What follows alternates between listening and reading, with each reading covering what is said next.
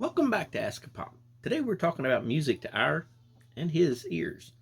Yesterday I was driving to pick up my sweetie when on the radio, a song came on that might as well made our car a DeLorean and made it go 88 miles an hour all the way back to 1977 at the fake sandy bottom of the Rippling Waters pool in good old West Virginia. It was so real I could even smell the cheap hot dogs that we used to eat and get so mad about having to wait 30 minutes afterwards so I wouldn't get the cramps. And it got me thinking about just how much music plays a part in our memories and lives and take us back to different times and places literally just by a song coming on the radio. And I'm guessing that's why God made sure that he had one of his most famous musicians take the time to write down a lot of the prayers into songs. And we call them psalms.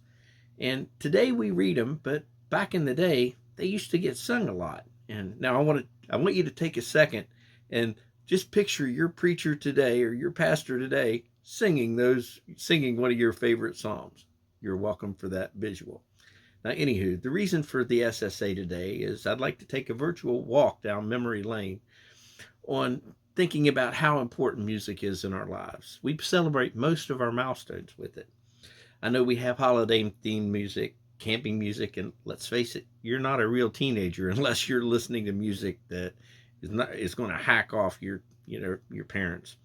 But I know I used to other music too. I used to spend a lot of time trying to come up with music that we would play on the youth group trips to make the trips more music. To come up with earworms that after we come back, it was things that the kids would want to sing once they got home, not just to make irritate their parents, but it was also to make the trips more meaningful and memorable, and the kids would remember the trips long after they got home.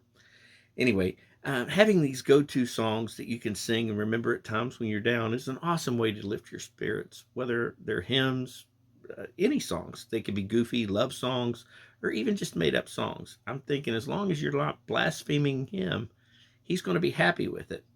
And hey, if I'm not mistaken, that's even a song too. Matter of fact, we had that in one of our youth group trips.